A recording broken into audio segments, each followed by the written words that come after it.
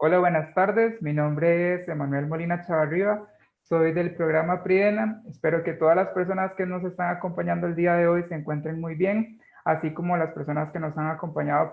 a lo largo de toda esta semana en las charlas de este ciclo de charlas sobre niñez, adolescencia y salud mental.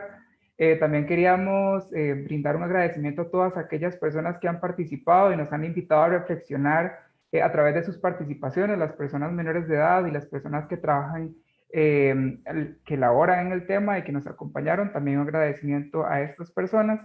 Quería recordarles que esta es una actividad o una iniciativa liderada por la Defensoría de los Habitantes, la Red Interinstitucional para la Niñez y la Adolescencia, RINA, el Programa Interdisciplinario de Estudios y Acción Social de los Derechos de la Niñez y la Adolescencia, PRIDENA, la Fundación Pan y Amor, el Observatorio Temático Interuniversitario de Derechos de la Niñez y la Adolescencia, OVINA. Quería también como mencionarles que planificamos esta actividad como parte de la conmemoración del Día de la Niñez y la Adolescencia para abordar específicamente el tema de la salud mental en las personas menores de edad, bajo 5 ejes temáticos que hemos estado visitando durante toda la semana: salud, educación, ecosistemas digitales, familia y comunidad, con miras a crear entornos más seguros, protectores y promotores de la salud mental. Además, en el marco de la salud mental, en el cual se enmarca toda esta actividad, quería recordarles que el día de hoy es el Día Mundial para la Prevención del Suicidio. Y en este sentido, queríamos también realizar una invitación a hablar sobre el tema con las personas que más queremos y nuestras personas familiares, porque cualquier persona podría enfrentar esta situación. Es importante hablar de este tema porque se puede prevenir y podríamos ayudar a alguien rompiendo el silencio de este tema que es tan tabú en nuestra sociedad. También queríamos invitarlos a que toda la información que tengan acceso sobre el suicidio sea responsable, cuidadosa y respetuosa de la temática. Todo anuncio de intención suicida debe ser tomado en serio. Y también recordamos las líneas 911 de emergencias y 1147 del PANI, que son líneas a las que podríamos atender. Por ejemplo, niñas, niños y personas adolescentes podrían llamar a estas líneas y conversar de esta temática. Ahora sí, queríamos dar inicio oficialmente a la charla del día de hoy, que es Contextos Comunitarios Saludables, para la cual vamos a tener la participación de Kira Schroeder, que es la directora de Casita de Escucha Camille Crodel, y Tatiana Mejía del Centro de Orientación e Información del PAN. Puede que en el transcurso de la actividad se nos una también Justin Murillo, disculpen, integrante de la Casita de Escucha Camille Crodel, y lastimosamente el día de hoy, debido a una situación de emergencia en la Fundación Casa Rara, Shia Alarcón no nos podrá acompañar. Entonces queremos darle el pase a Kira Schroeder, quien es la directora de Casita de Escucha, a que dé inicio a esta actividad con su participación.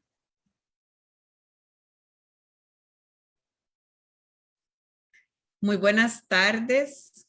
a todas, a todos, a todes. Primero quisiera agradecer la invitación y agradecer el esfuerzo por conversar sobre estos temas tan importantes. Yo trabajo en la Hospital Nacional Psiquiátrico como parte del proyecto que tienen en alianza el Hospital Nacional Psiquiátrico con la Fundación Fundamentes. Y lo que hemos construido es una serie de casas de escucha, como les llamamos. Las casas de escucha, que les llamamos casas de escucha Escucharte, están ubicadas en distintas comunidades de Costa Rica, algunas en el gran área metropolitana, algunas en la zona del Caribe, en Limón y Talamanca. Y específicamente yo trabajo en una casita en la comunidad de Finca San Juan de Pavas, que queda cerquita del Hospital Nacional Psiquiátrico. En las casitas de escucha lo que queremos es trabajar justamente de la mano de la comunidad para construir, digamos, en el mismo sitio y con la cooperación de la comunidad, formas de transitar la vida y transitar las relaciones de vínculo con lo social, con los afectos, con la escolaridad, de forma en situaciones donde hay una gran exclusión económica, social, cultural. En esta población de Pavas específicamente hay una gran problemática de narcomenudeo y que pone, además de pobreza, que pone a nuestras chicas y chicos en una situación de alta vulnerabilidad. Entonces, la casita de escucha trabaja en 3 ejes. Un eje que tiene que ver con la parte simbólica, es decir, la parte de qué es lo que ofrece la cultura para estas chicas y chicos y que tiene que ver con la escolarización o el aprendizaje de distintas maneras. En este sentido, todas las metodologías que usamos en la parte, digamos, del eje educativo apuntan a una pasión por el aprendizaje. Y eso lo logramos a través de un aprendizaje lúdico. Entonces, además de acompañarles en las cosas que tienen que hacer para cumplir las tareas y los proyectos de la escuela y el colegio, también les proponemos formas de aprendizaje a través de talleres de cocinoterapia, de talleres de investigación, de talleres de música, etcétera, que hacen una forma de encontrarnos con el mundo de una manera lúdica. Por ejemplo, no es lo mismo aprender sobre Japón leyendo en un libro que hacer sushi en cocinoterapia y probar, digamos, a través de los sentidos aquello que podría ser la cultura, un elemento de la cultura japonesa, ¿sí? También trabajamos mucho en el eje creativo con el arte, porque pensamos que el ser humano tiene la posibilidad de ir construyendo a través de su creatividad un lugar en el mundo, ¿sí? Con lo que ofrece la comunidad, pero también con lo que ofrecen otros vínculos como el escolar, como el de trabajo y también los vínculos afectivos que pueden ir construyendo en la casita de escucha. Y también trabajamos el eje clínico, donde trabajamos el dolor, es decir, el dolor de la existencia y el dolor también el dolor de la existencia que tenemos todos y todas, pero también el dolor que viene de vivir en circunstancias de alta vulnerabilidad, ¿sí? Entonces, estos 3 ejes, el educativo, el clínico y el creativo, son 3 ejes que se anudan de manera que no pueda trabajar solo uno solo, sino que los 3 creemos son necesarios para los procesos de una subjetivación que se aleje de las formas de destrucción de sí mismo o destrucción de los otros que ofrecen en algunas circunstancias por ejemplo, esta circunstancia del narcotráfico. Y entonces, por ejemplo, en Pavas respondemos mucho a este fenómeno de narcotráfico, pero, por ejemplo, las casitas de escucha de Talamanca, por ejemplo, responden a una declaratoria de emergencia cantonal por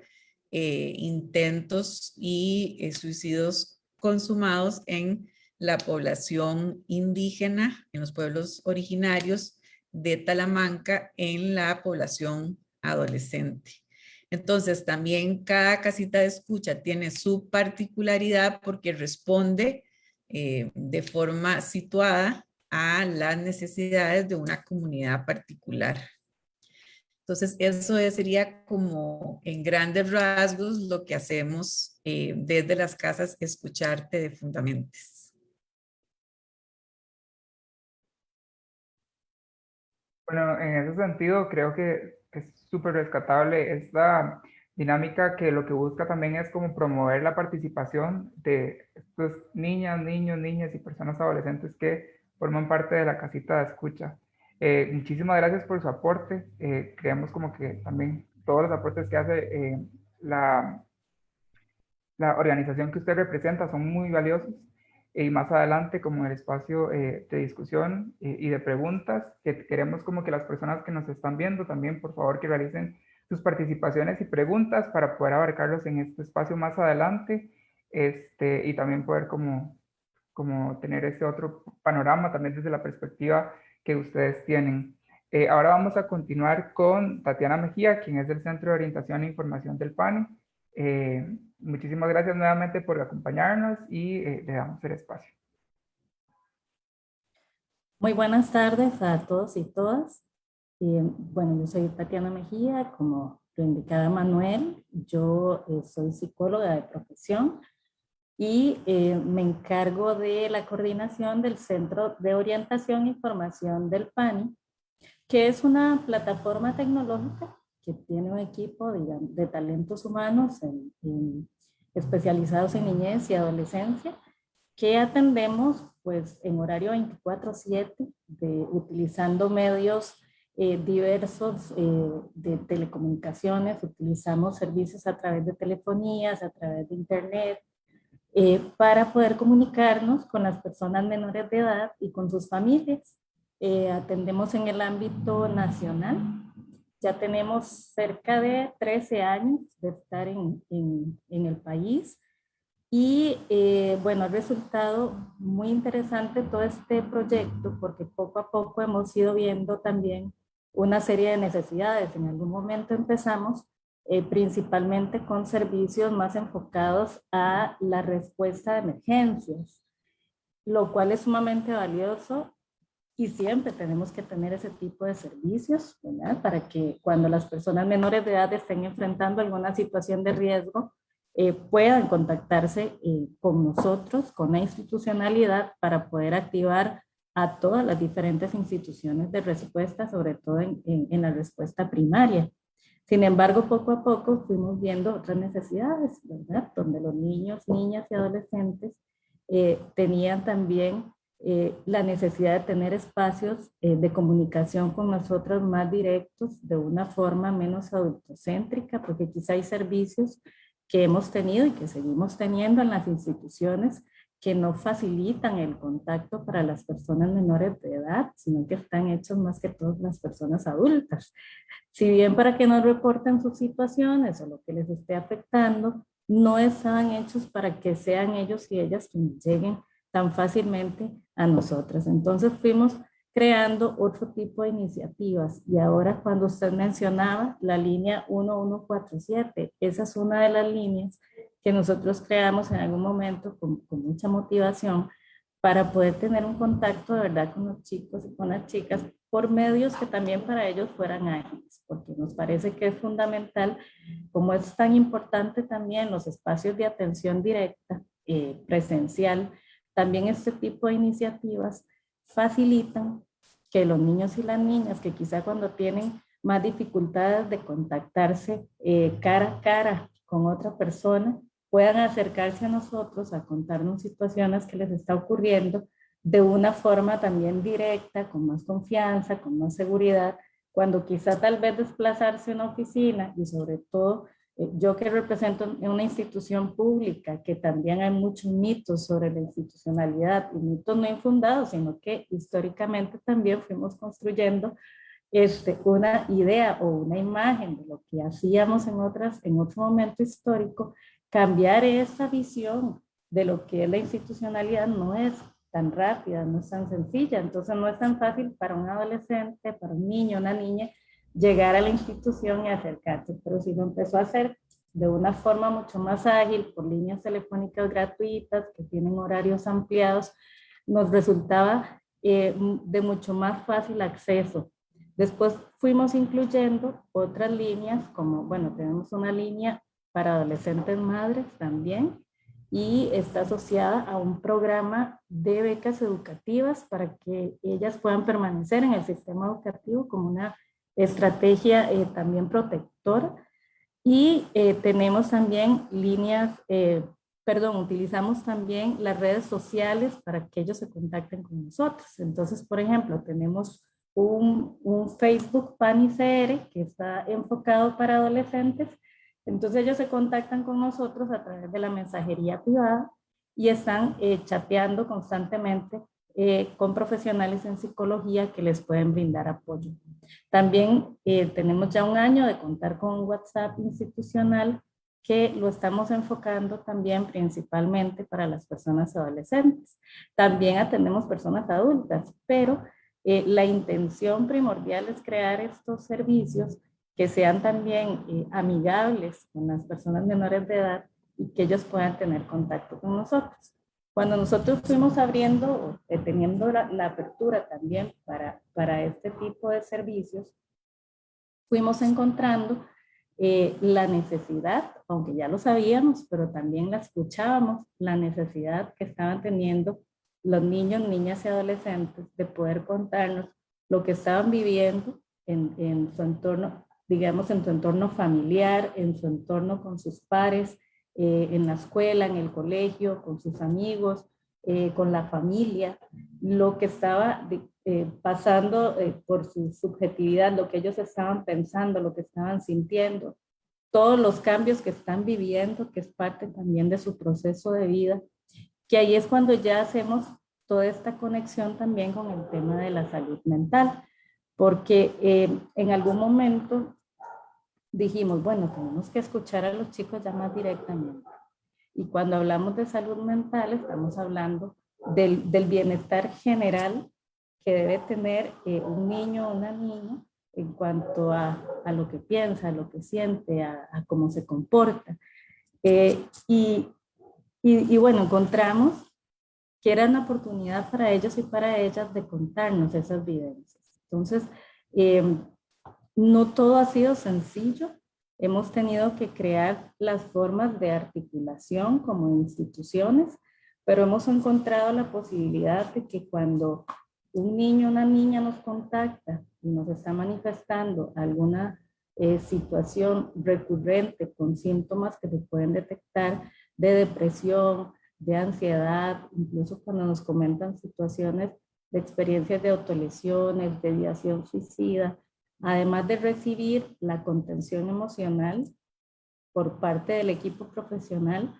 lo que hemos generado es una plataforma que activa de inmediato una respuesta de contención de otras instituciones que nosotros requerimos en ese momento. No todo se puede quedar en la llamada, no todo se puede quedar en la escucha, que si bien es fundamental, y nosotros sabemos lo valioso que es sostener a un niño, a una niña, a un adolescente en el teléfono, dándole toda la contención, escuchando lo que está viviendo, lo que está sintiendo, toda su crisis. Sí es muy importante también tener la posibilidad de respuesta con otras instituciones. Entonces, nosotros tenemos dentro de la misma plataforma el enlace con el 911 que trabaja 24/7 y entonces lo que hacemos es activar por esa vía a otras instancias de protección, por ejemplo, si requerimos también del apoyo de la fuerza pública, de las unidades de respuesta inmediata, también del PANI, si ocupamos en ese momento a la Cruz Roja porque ya se ha cometido algún tipo de lesión, pero requerimos a lo inmediato atender esa situación. De igual forma, cuando vamos dando el acompañamiento, porque en estas líneas nosotros también vamos dando un acompañamiento a los chicos y las chicas, que es un soporte muchas veces al proceso que ya llevan de atención de su salud mental en otras instancias. Por ejemplo, hay niños, niñas, adolescentes que nos llaman, que ya tienen incluso como diagnósticos por algún trastorno mental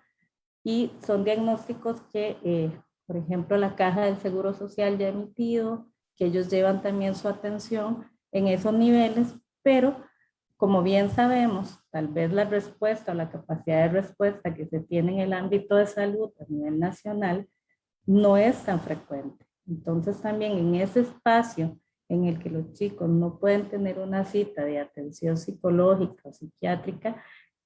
nosotros al menos nos convertimos en una fuente de contención emocional para ellos y para las familias, porque ese es otro punto al que quiero al que quiero llegar. Nosotros, si bien atendemos a los chicos y las chicas, también habilitamos el espacio para darle un soporte, darle orientación y dar psicoeducación a los padres, madres y cuidadores. Entonces,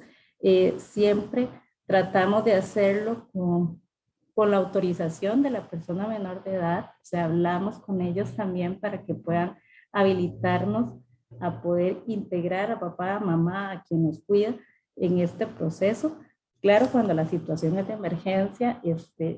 la respuesta cambia, ¿verdad? Tenemos que actuar, pero en otros casos podemos ir poco a poco acercándonos a la familia y dar resultados también muy positivos cuando ya la familia se integra en este proceso. Hay papás y mamás que también no tienen las mismas capacidades para poder dar respuesta a situaciones de crisis emocional y que también la oportunidad de tener espacios gratuitos para dar un poco de psicoeducación les permite también ir adquiriendo algunas herramientas para poder dar soporte a sus hijos y sus hijas. No todos tienen estos recursos y sabemos, por lo menos de la experiencia de la población que nosotros atendemos, en su mayoría viven en entornos difíciles en términos de condiciones socioeconómicas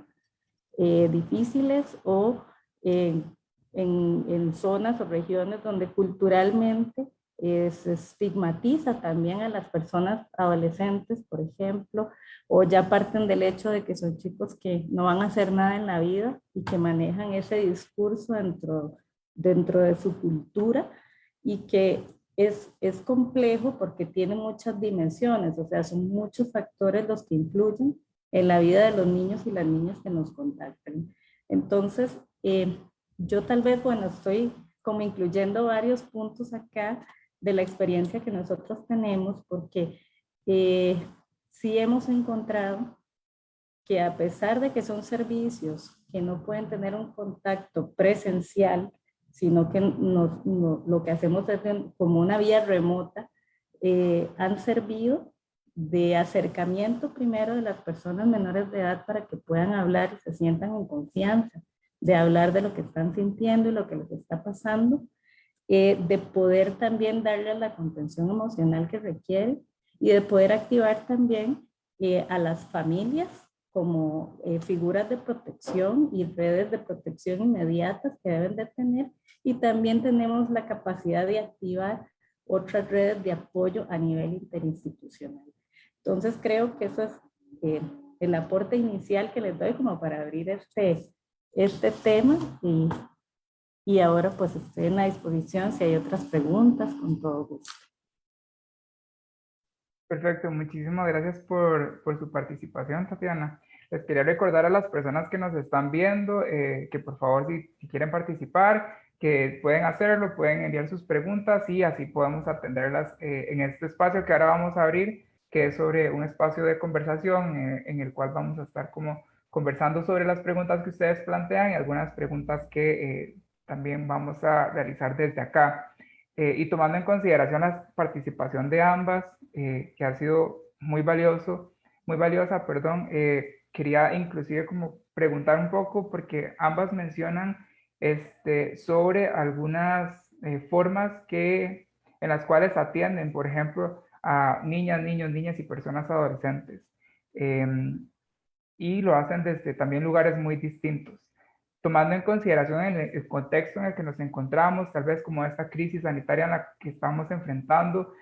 ¿consideran que hay alguna diferencia en la atención que se daba anteriormente, algunas nuevas necesidades que hayan surgido en este contexto, y cómo la han visto desde la labor que ustedes realizan, bueno, desde el PANI y desde las casitas de escucha? Puede empezar cualquiera de las dos. Bueno, primero quisiera contarles que el trabajo de Fundamentes es un trabajo que se apoya en muchas instituciones públicas y privadas. De hecho, nosotros somos aliados del PANI y parte de nuestro presupuesto viene del PANI,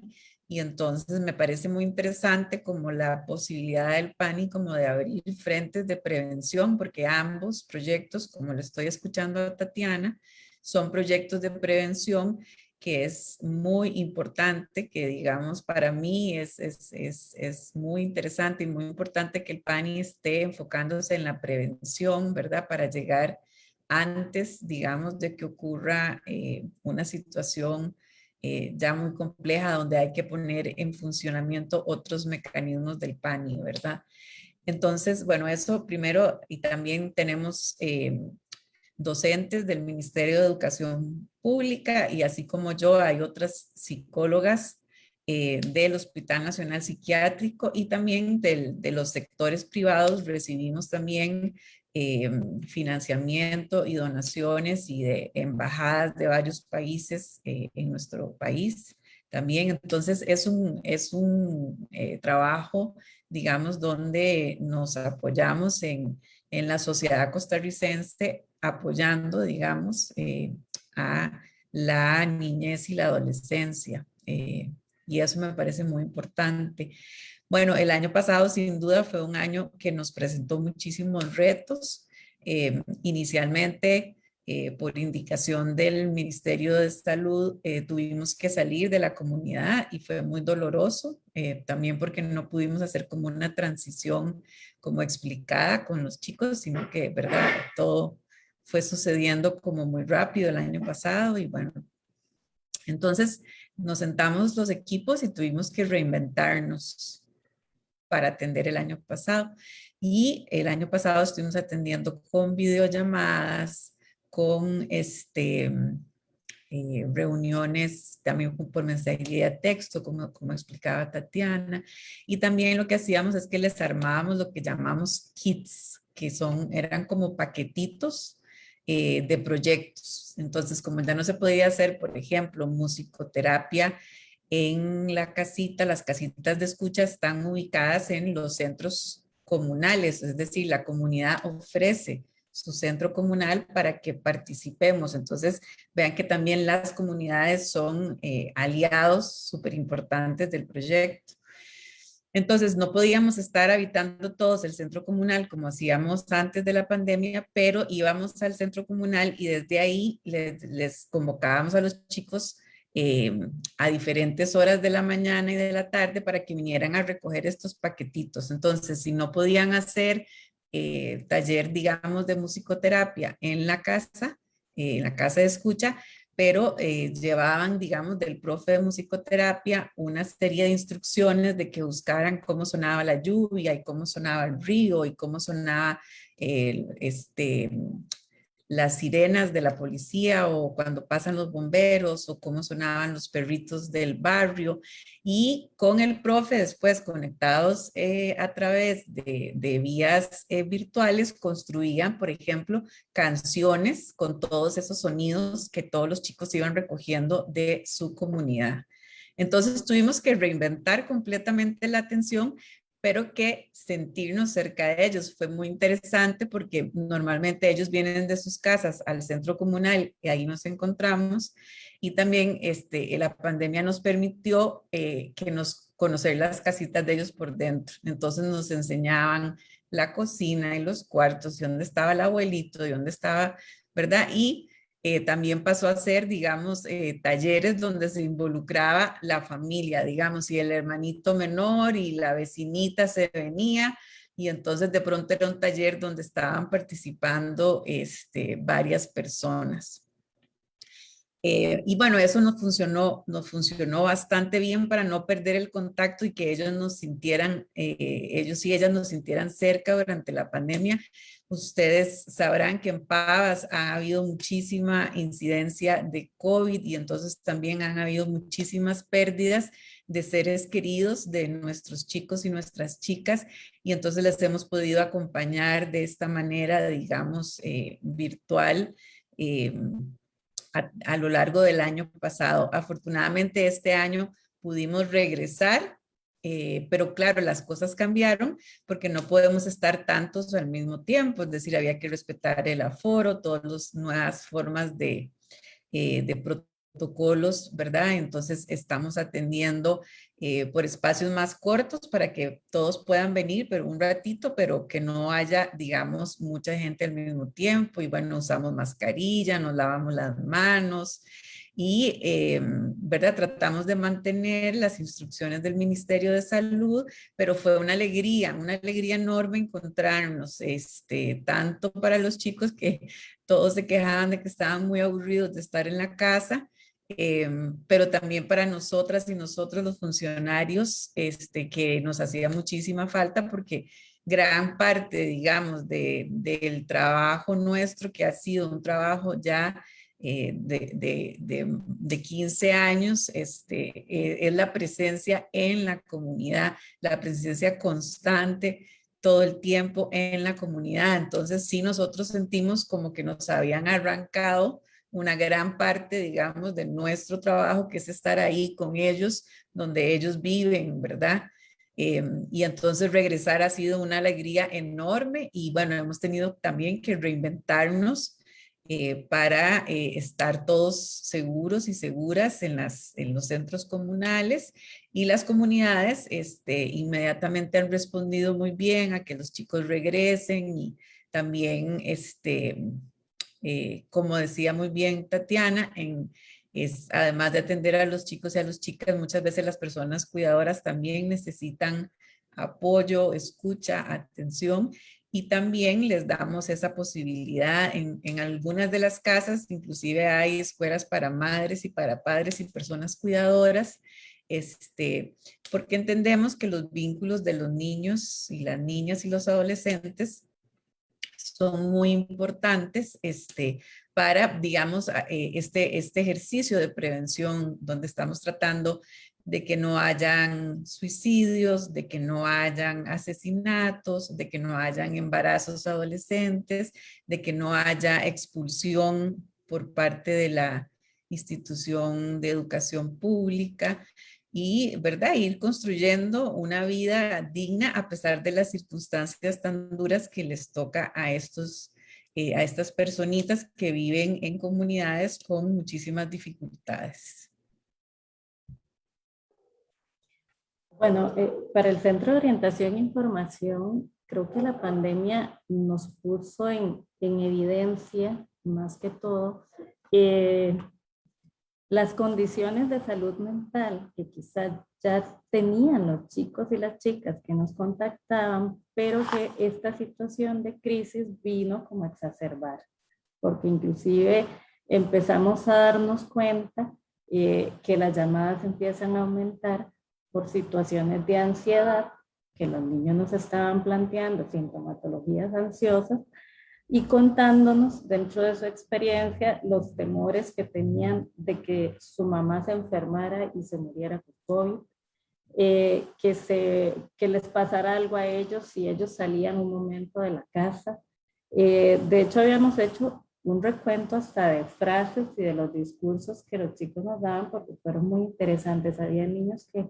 que nos indicaban, por ejemplo, que constantemente se iba a lavar las manos por el temor de que se fuera a contagiar de COVID si no se lavaba. Entonces, cada 5 o 10 minutos, de una forma ya muy compulsiva, ahí teníamos una chica que nos llamaba por esa situación. Entonces, empezamos a notar, claramente no es directamente la pandemia la que está generando, digamos, este tipo de trastornos, pero sí exacerba o los pone más en evidencia las situaciones que estaban pasando. Claro, eso también nos permitía a nosotros tener que replantear un poco más el abordaje también, porque no eran tan frecuentes ese tipo de llamadas como las que estábamos teniendo en ese momento. Entonces empezamos, además de la atención y el acompañamiento psicológico, a pensar también en estrategias utilizando las redes sociales, ¿verdad? Porque los chicos que nos llaman son amigos nuestros también en las redes sociales. Entonces empezamos a utilizar estrategias también para que ellos pudieran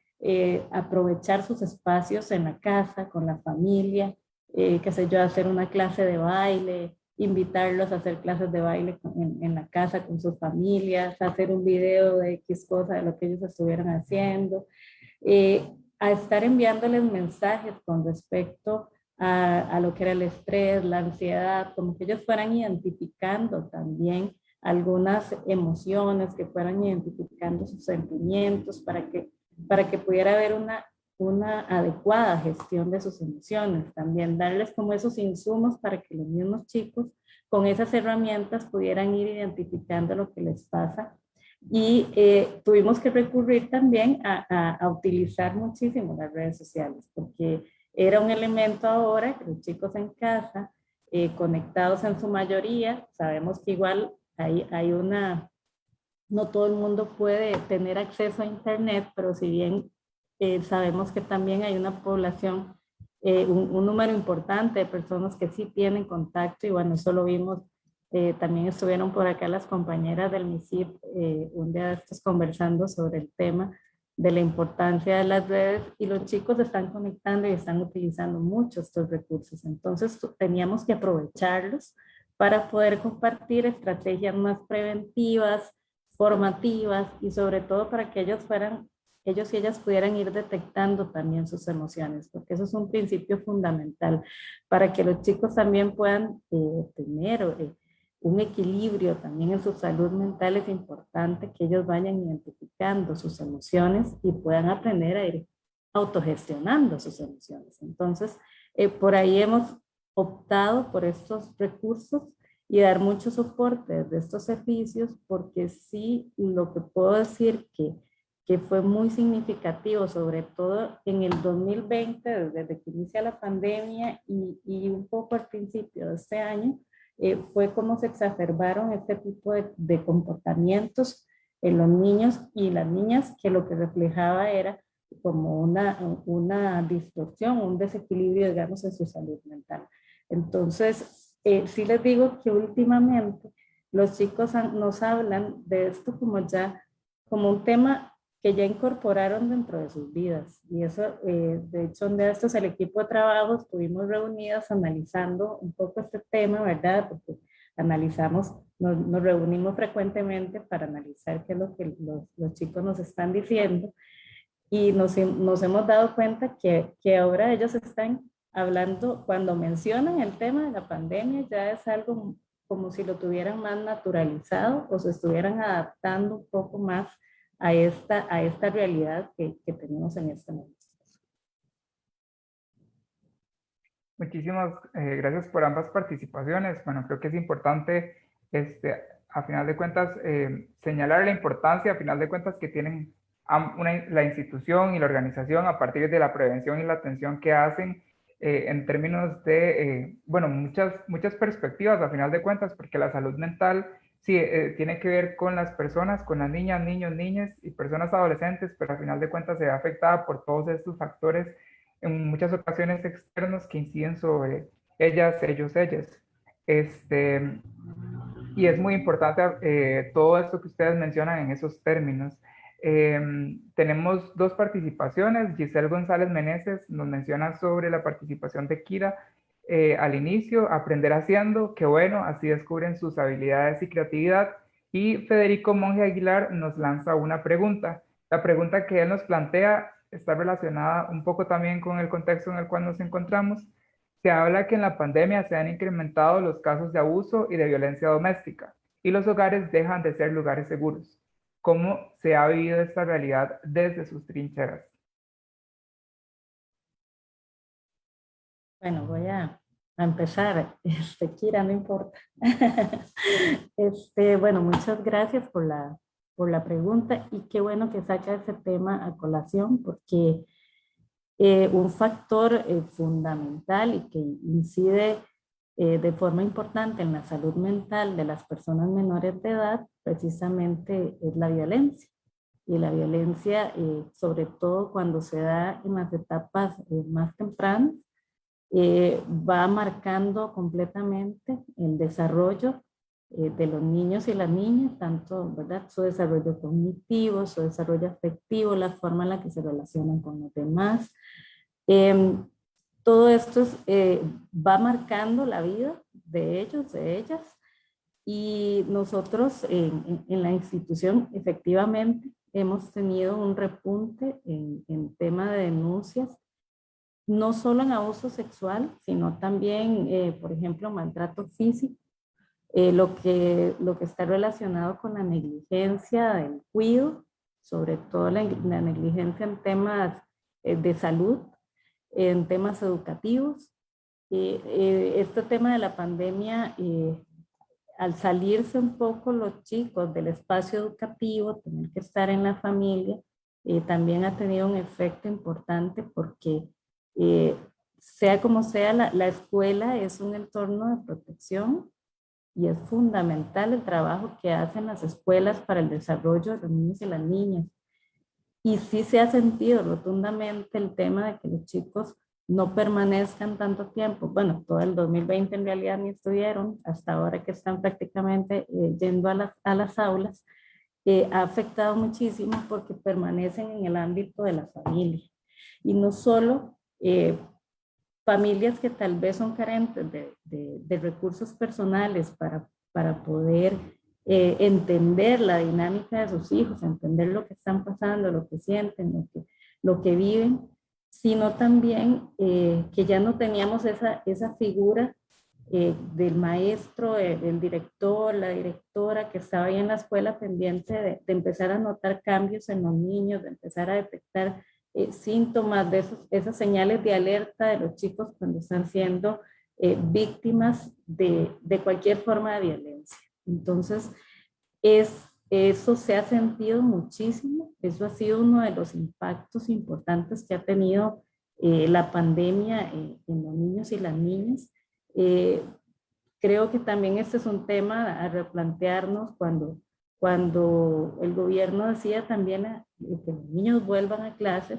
había mucha negativa también, tal vez de algunos grupos, algunas familias, padres, madres, con la preocupación de que se contagien por el virus, pero también hay otros elementos que también son fundamentales en la vida de los niños y las niñas, como su socialización, el compartir con sus pares, el tener esa guía y ese soporte que también dan los maestros y las maestras, y eso también es fundamental, que los protege también en su desarrollo. Y sí hemos notado que ha habido un incremento, nos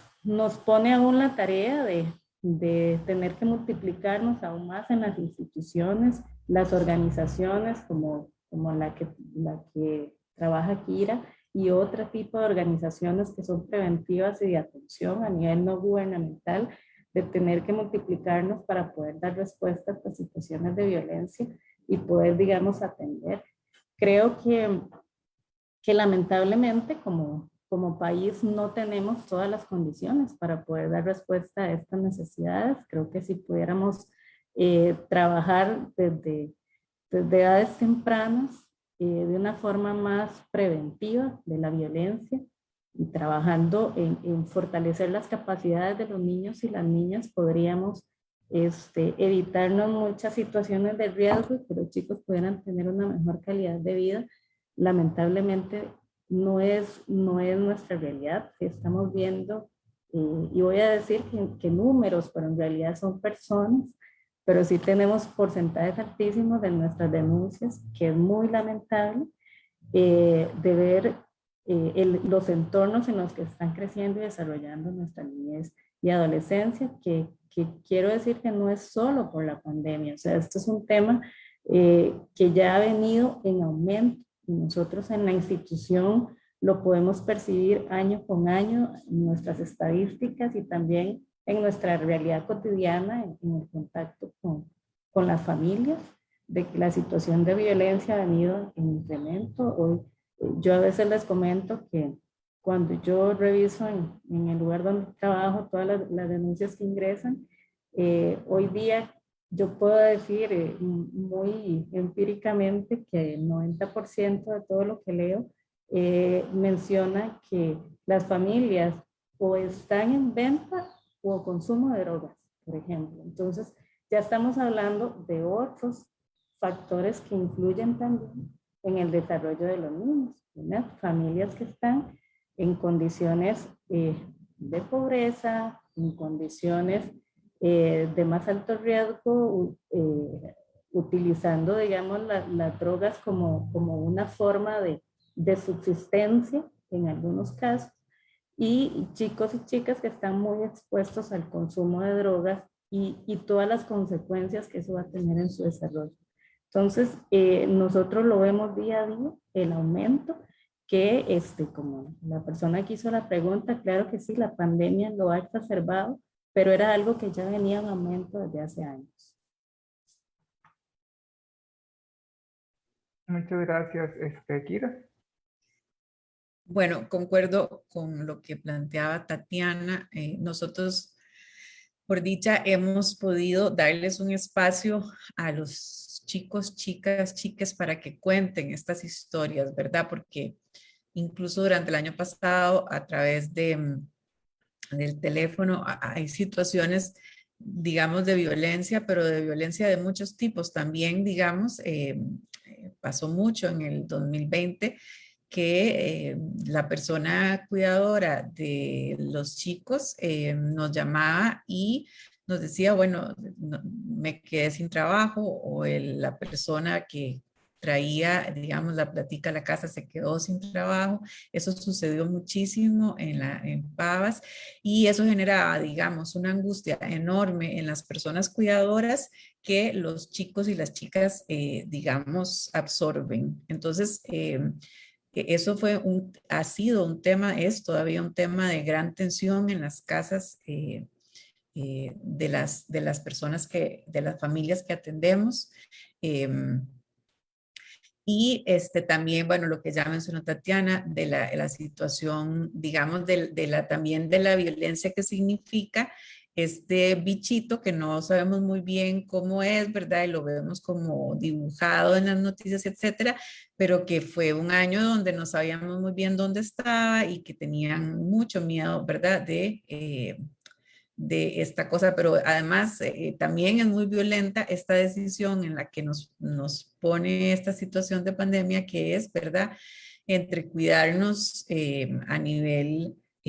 físico, es decir, digamos, mantener la distancia, no salir, no socializar, y llegó un momento en que la salud mental entonces llegó a ser el costo de ese mantener la salud física. Entonces, ¿verdad? Llegó un momento en que había que tomar una decisión, digamos, en detrimento de alguna de las dos, ¿verdad? De la salud mental y todo, porque por supuesto que hacía muchísima falta los vínculos con los demás. Además, toda la violencia familiar, intrafamiliar, con un gran componente de género, digamos, que muchas veces es en contra de las mujeres cuidadoras de estos chicos y chicas y chiques, que estaba ahí, como dice muy bien Tatiana, desde antes, pues se agravó con esta tensión de no tener plata, de no poder pagar el alquiler, y de tener a los chiquitos todo el día en la casa, y de que son 5 personas en una casa con un celular y todos ocupan el internet para estar en clases. Entonces, ¿a quién se le va a dar el internet? Es decir, ha sido una situación de muchísimo, digamos, de muchísimo estrés en todas las casas. eh, y bueno, entonces los chicos ahora lo que nos pasa es que llegan y no se quieren ir no porque no quieren ir a su casa, sino porque sienten un gran respiro, digamos, de salir de esta tensión acumulada, de casi ya tenemos año y medio de estar en esta tensión, y y bueno, un poco de alegría y miedo y de regresar a clases, porque también adquirieron hábitos, ¿verdad? Como de quedarse jugando videojuegos tarde y levantarse el día siguiente tarde, y entonces volver a los hábitos de levantarse para estar en la escuela a tal hora, y, ¿verdad? Eso les ha costado, digamos, retomar todo eso. Pero bueno, también algunos y algunas, que esta es otra violencia, porque no tenían posibilidad de comunicarse con la escuela, también se han quedado rezagados. Un montón de chicos y chicas, y como ese es uno de nuestros grandes objetivos, hemos estado tratando de meterles el hombro en lo que podamos, pero bueno, es un esfuerzo país que tenemos que hacer desde todos los frentes para, ¿verdad? Que este año de pandemia no deje por fuera a nuestros chicos y a nuestras chicas y a nuestros chicos, no los deje por fuera de la educación, porque es un factor de protección importantísimo ¿verdad? Para la lucha contra la violencia en todas sus manifestaciones estructurales y directas contra ellos y ellas también y ellas. Bueno, entonces es bastante como evidente, a final de cuentas, que a partir de sus trincheras lo que se puede observar es que hay evidentemente un incremento de la violencia, ¿verdad? En los núcleos familiares sobre todo, y que el componente de género, como lo menciona Kira, es el elemento que más se puede como observar en estas dinámicas. Y está bien, estamos hablando también como que en muchas ocasiones los hogares, las familias dejan de ser el espacio seguro de estas niñas, niños y niñas y personas adolescentes, pero también es importante resaltar la importancia, haga la redundancia, que también son las familias para ellas, ¿verdad? Entonces, en ese sentido, me gustaría preguntarles, ¿ustedes qué consideran que pueden hacer las familias desde la experiencia que han tenido? ¿Cuáles pueden ser las contribuciones que pueden tener las familias con niñas, niños y niñas, personas adolescentes a nivel de salud mental? En este momento, igual si no estuviéramos en este momento, ¿de qué forma sería como importante que las familias contribuyan a la salud mental de niñas, niñas y personas adolescentes y niñas? Kira, por favor, si puede comenzar usted. Muchas gracias. Claro. Bueno, la familia tradicional ha ido cambiando mucho, ¿verdad? Cuando decimos familia, primero tendríamos que pensarnos, bueno, ¿de qué estamos hablando? Y a veces pensamos en la familia, ¿verdad? Como la mamá, el papá y los chiquitos, pero bueno, muchas de las familias costarricenses no están conformadas así. Muchos de nuestros chiquitos y chiquitas son criados por las abuelas, por las tías, por los tíos. En verdad hay una construcción rizomática de la familia, es decir, no necesariamente la mujer que dio a luz un bebé es quien le da las posibilidades ¿verdad? Necesarias para constituirse como sujetos, sino que muchas veces son otros alrededor, vecinos, vecinas. Acordémonos, por ejemplo, que en Pavas hay personas migrantes de Nicaragua, pero también migrantes de zonas rurales de Costa Rica, y entonces se generan ahí redes de apoyo, y justamente, digamos, cuando yo me pongo a hacer un mapa, digamos, de la familia con los chiquillos, empieza a formarse una cosa que parece más, por digo, un rizoma, es decir, un montón de espacios para donde va, y felizmente muchas veces alguien ahí tiene la capacidad de acoger a esa personita en su deseo y acompañarle en el crecimiento. Entonces, ¿verdad? Como que me parece que es importante situar esa realidad en la que vivimos, ¿verdad? También hay muchísimas mujeres que son las encargadas, digamos, de no solo hacerle frente económicamente al hogar, sino también hacerse cargo de la crianza de los niños y las niñas. Eso pasa muchísimo, digamos, en nuestras casas la mayoría, cuando invitamos a las personas cuidadoras a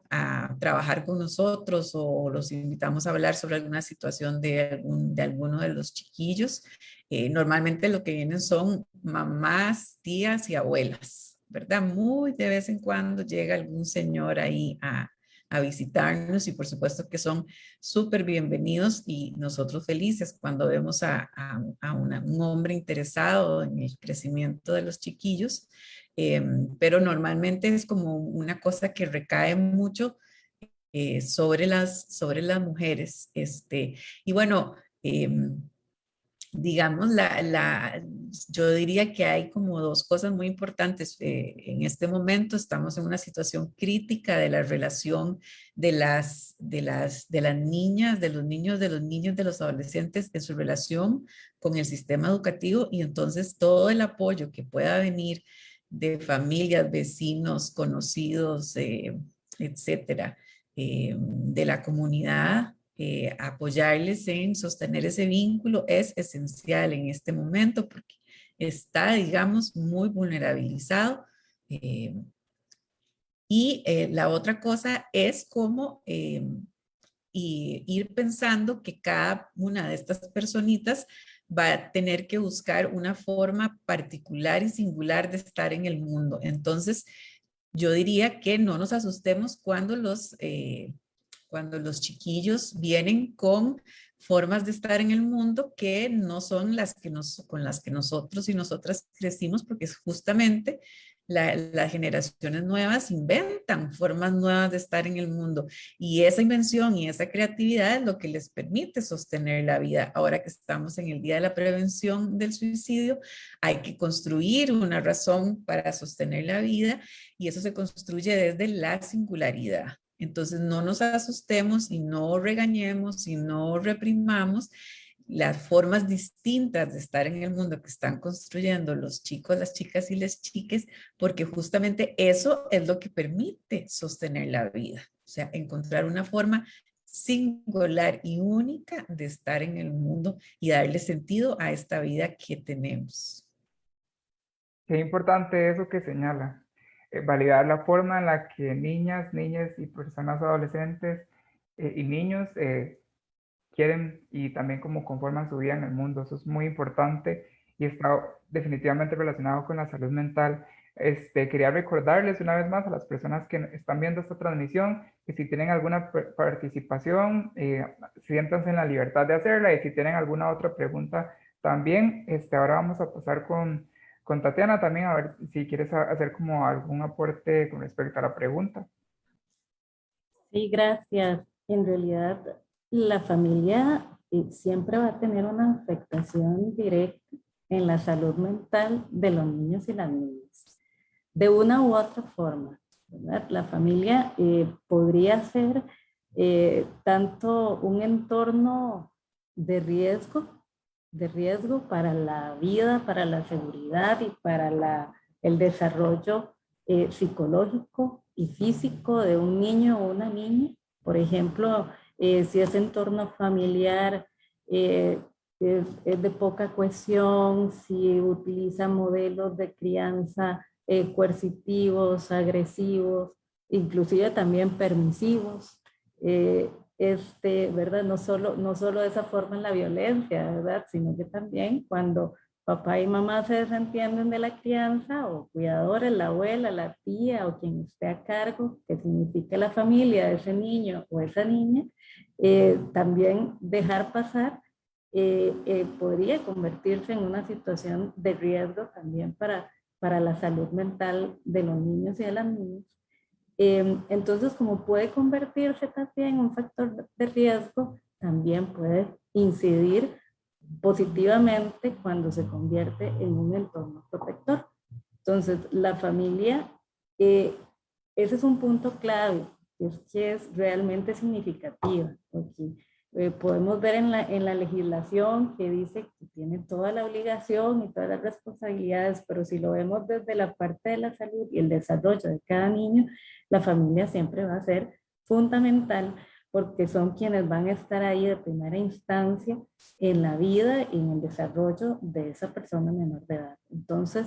y digo de primera instancia porque puede ser que en el camino hayan otras familias que vayan a ser parte de la vida y del desarrollo, pero cuando estamos empezando en nuestro paso por la vida, la figura que representa esa familia va a ser fundamental para todo, para generar nuestros afectos, la forma en que nosotros nos vamos a relacionar con las otras personas, en cómo yo empiezo a detectar mis emociones, los niños cuando empiezan a manejar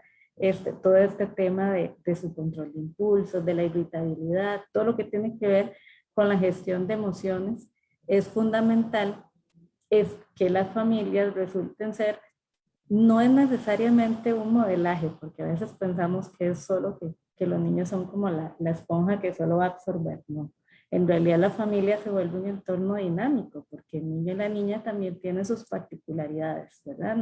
No viene nada más liso, dispuesto a absorber y atender, sino que también tiene su propia forma de ir construyendo, de ir creando su mundo, que era también lo que Kira estaba aportando ahora, como ellos también van creando su propio mundo, ¿verdad? Desde su sentir, sus realidades, y eso va a ir en un intercambio con quienes forman parte de su vida como su familia. Entonces la familia siempre va a tener una importancia fundamental y recalco, puede convertirse en incidir, en ser un factor protector importante de la salud mental, como también se puede convertir en un factor de riesgo. Entonces, evidentemente, el que también haya soporte para esas familias en cuanto a su propia salud mental, porque eso también es fundamental.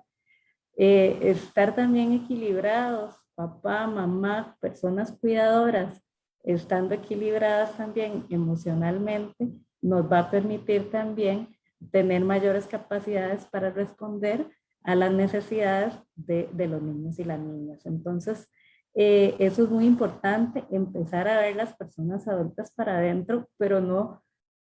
estoy hablándolo desde una perspectiva más individual, pero efectivamente esto va a requerir de mucho apoyo a nivel de Estado, a nivel de instituciones, porque como hablábamos al principio, hay personas adultas que no han desarrollado las habilidades o las capacidades para poder enfrentar todas las situaciones que tienen que ver con la crianza y la educación de sus hijos, de sus hijas, y que requieren de herramientas, que requieren de apoyo. Pero también el buscar, y ahí las comunidades se vuelven realmente fundamentales en ir siendo también colaboradoras y que brinden también apoyo a los otros, porque a veces, por ejemplo, en la experiencia que nosotros tenemos en el PANI, hay una tendencia solo a plantear la denuncia como que yo estoy aquí desde afuera y no tiene nada que ver conmigo, ¿verdad? Yo puedo denunciar al vecino y eso está bien que la ciudadanía también tenga la responsabilidad de comunicar a las instituciones cuando una persona menor de edad está en riesgo. Pero también uno se pregunta qué tanto está haciendo la comunidad para brindar apoyo también a esas familias, a esos niños, a esas niñas, creando desde cosas muy simples, desde que formen parte de grupos comunitarios para poder crear espacios recreativos para los chicos, o sea, haciendo aportes positivos donde usted pueda estar construyendo algo que sea de beneficio para el desarrollo humano. Pero muchas veces, y un poco está pasando con nuestra cultura, más individualista, más encerrados en nosotros mismos, de que denuncio, pero esto no tiene que ver conmigo, o solo porque algo me está estorbando, pero no porque me está preocupando realmente lo que está pasando, ¿verdad? A veces tenemos denuncias cuando los niños andan en la calle y que la preocupación es que les están golpeando con la bola la casa, pero no realmente qué está pasando con la seguridad, con la vida de esos niños y qué puedo estar haciendo yo también como parte de esa comunidad. Entonces, creo que también esas familias, tanto a nivel individual, van a requerir de mejores herramientas. También tenemos que pensar todos los que somos parte de un barrio, de una comunidad, que tanto estamos apoyando a estas familias en su rol de educación a los niños y las niñas. Qué importante lo que ambas dicen, porque a final de cuentas creo como que se puede rescatar en una idea general que menciona que hay una doble responsabilidad de las familias, no solamente con niñas, niños, niñas y personas adolescentes, sino también consigo mismas, porque es importante también como para generar esos espacios seguros, que el espacio sea seguro a partir de las personas que lo componen. Y esa es la responsabilidad que se podría rescatar tal vez como en términos generales que ustedes mencionan, que deben de tener también como las personas que son las personas partícipes de la crianza. Y es muy importante también lo que menciona Tatiana al final, sobre las contribuciones de la sociedad, pero también de las instituciones. Eso es el pensar en la salud mental es pensar a final de cuentas en, en este entramado, ¿verdad? De situaciones que van a influir en la vida de niñas, niños, niñas y personas adolescentes, que se deben de atacar, bueno, atacar no, como hacerle frente desde diferentes aristas.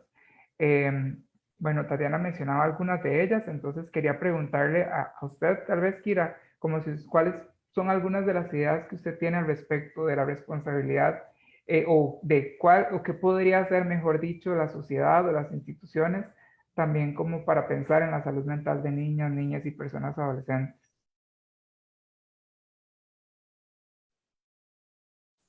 Bueno, es interesante, digamos,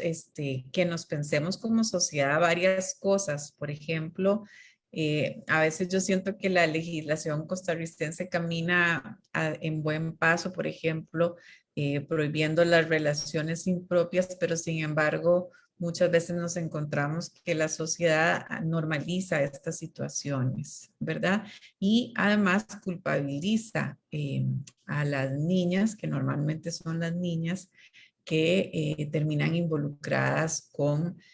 personas adultas. Entonces, me parece que a nivel institucional tenemos que dirigir una conversación, por ejemplo, sobre ese tema, que es un tema muy importante. También tenemos que hablar del deseo de ser madre y el deseo de ser padre, ¿verdad? Que son como unas imposiciones de la sociedad sobre las personas y tendríamos que decir que no necesariamente una persona tendría que ser madre o padre para ocupar un lugar importante y valioso en nuestra sociedad. Esa también me parece que es una conversación, una discusión, un análisis que tenemos que ir haciendo, digamos, como, ¿verdad? Tener un hijo o una hija. Es una responsabilidad enorme, es un trabajo enorme y bueno, está perfectamente bien si alguien no tiene ganas de eso, digamos, ¿verdad? Pero se les mira raro, digamos, desde muchos lugares de nuestra sociedad y creo que eso hace círculos problemáticos de personas que tienen chiquitos y chiquitas que no tienen las ganas de cuidarles como se necesita, que eh, en inglés hay una frase que dice, se necesita toda una comunidad para criar a un chiquito, ¿verdad? Es una frase, creo, me parece de origen inglés. Eh, y eso es cierto, digamos, o sea, no podemos dejar en manos de una muchacha joven, digamos, la responsabilidad de criar un hijo cuando muchas veces los hombres desaparecen, digamos, de la situación, ¿verdad? Y entonces es una comunidad quien tiene que apoyar a esa chica a sostener esa maternidad si ella sí lo desea. Es decir, hay como toda una cierta imposición, digamos, de estándares de cómo tenemos que entender y vivir también la maternidad. También hay, por ejemplo, yo siento estándares muy altos para las mujeres de qué es ser una buena madre, ¿verdad? Y muchas veces yo siento que estamos poniendo el énfasis en el lugar incorrecto porque muchas veces, digamos, quien no puede sostener su lugar como persona cuidadora están siendo más los hombres y creo que tenemos que preguntarnos por qué nuestros hombres les está costando tanto, digamos, asumirse como persona cuidadora de un pequeñito, ¿sí? Entonces, creo que hay un montón de discusiones, digamos, a nivel social que tenemos que ir discutiendo, que tenemos que ir, digamos, quitándoles ciertas como idealizaciones a ciertas cosas y empezar a pensar, bueno, ¿qué significa estar une preparado para tener un hijo, para, ya sea para tenerlo a través de un embarazo de una misma o adoptarle o decir, ¿qué sería? Digamos, no tendría que ser una obligación dentro de una sociedad, sino que tendríamos que como sociedad preguntarnos qué significa ser un padre, una madre y digamos una persona cuidadora, la primera regla sería que habría que proteger a ese cuerpo, digamos, en muchas manifestaciones, pero también sabemos que pasa muchísimo dentro de las familias costarricenses, una situación muy problemática, que es la situación de abuso sexual. Y entonces vemos muchísimos casos de incesto y entonces nuevamente tenemos que decir, bueno, ¿cómo estamos construyendo la institución de la familia, verdad? Donde hay personas cuidadoras que no están entendiendo que ese cuerpo no puede usarse para el goce sexual de un adulto, ¿sí? Entonces creo que hay muchos temas, digamos, muchos temas como sociedad costarricense que tenemos que problematizar y que tenemos que empezar a tener esta conversación amplia. Obviamente que a las instituciones les toca dirigir esa conversación y estos espacios como el de hoy me parecen muy valiosos porque podemos hablar justamente de todas estas problemáticas que ponen en riesgo el cuidado necesario de una persona menor de edad para que pueda constituirse como una persona que pueda disfrutar de la vida y tener una vida digna. Bueno, no sé si Tatiana quería comentar algo más. Sí, tal vez quería agregar algo a lo que Kira estaba planteando como otro tema que tal vez sería oportuno discutir como país, y es el tema de empezar a replantear cuál es el enfoque de salud que queremos también como país en cuanto a la atención de las instituciones.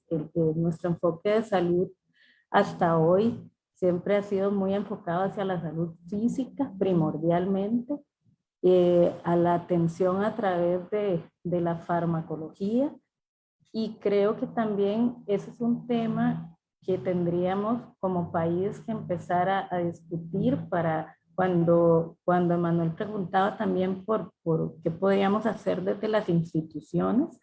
Me parece que ese es un tema que hay que plantear y poner muy en evidencia la necesidad de la atención de la salud mental en niños, niñas y adolescentes. Creo que el enfoque se va un poco más orientado hacia las personas adultas cuando ya se manifiestan trastornos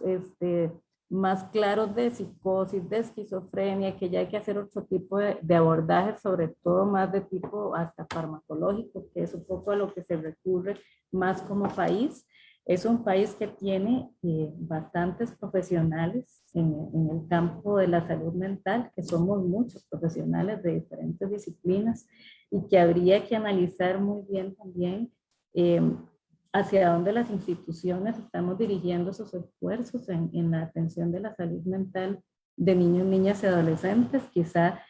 algunos, en el caso de la institución que represento, el Patronato Nacional de la Infancia, pues tratando de atender de alguna manera todos estos factores que inciden en la violencia y que representan más bien formas de violencia que inciden en la salud mental de niños, niñas, adolescentes y sus familias en general. Pero también viene ese otro soporte que requiere la atención también psicológica, social, psiquiátrica, a niños, niñas y adolescentes, que debería de repensarse también en otras disciplinas. Yo creo que ya tenemos que ir pensando en que en nuestros centros de salud también hayan recreacionistas, otro tipo de visión y enfoque de lo que es la salud, y no pensar tanto en el concepto de la enfermedad, sino en el concepto de la salud y de buscar el bienestar en la salud tanto física como mental. Y creo que ese es un tema también que el país debe entrar en discusión, porque cuando ya vemos el tema de políticas públicas, ¿sí? en el papel, siempre vemos la salud mental incluida en políticas de salud pública. Sin embargo, ya en la parte operativa, cuando vemos nuestra realidad y nuestros chicos y chicas requieren una atención psicológica por ser víctimas de abuso sexual, de maltrato físico, de una serie de situaciones de violencia de las que son víctimas, resulta que no tenemos una respuesta como Estado para poder atender de la forma que se requiere abordar ese tipo de situaciones, que no es como una cita hoy, 6 meses después otra. O sea, los que estamos en este campo sabemos que se requiere un abordaje mucho más directo, constante, para poder ver una transformación importante en la vida y en el desarrollo de esos chicos. Entonces creo que ese es un tema que es importante. Yo sé, y lo sé porque estoy del lado de una institución del Estado, sé los esfuerzos que se hacen, pero no se logra la capacidad para cumplir con esos encargos. Sé que, por ejemplo, nuestro sistema de salud es valiosísimo que este país tenga este sistema de salud, pero, y sé que hay colegas en el área que trabajan en la Caja Costarricense del Seguro Social haciendo múltiples esfuerzos, pero es insuficiente para las necesidades que nosotros detectamos que están teniendo nuestra población en niñez y adolescencia en temas de salud mental. Entonces, quería también agregar este punto porque me parece que estos espacios como el de hoy, que igual como decía Kira, me parecen importantísimos, que podamos conversar sobre estos temas de salud mental. Creo que había que ponerlo también en la mesa. Creo que es un llamado de atención para todos, incluyo las personas que estamos en estos campos, de poder abrir esta conversación sobre el tema de ver como país cuál es nuestra visión como país del modelo de salud que queremos, de poner muy en la mesa la salud mental de los niños y las niñas como una necesidad urgente, porque estamos viendo constantemente las denuncias de los docentes diciéndonos que el niño es muy agresivo en la clase, que el otro niño se orina en la clase, o sea, una serie de comportamientos que aluden a la salud mental y que de repente no estamos teniendo toda la capacidad como país de darles respuesta.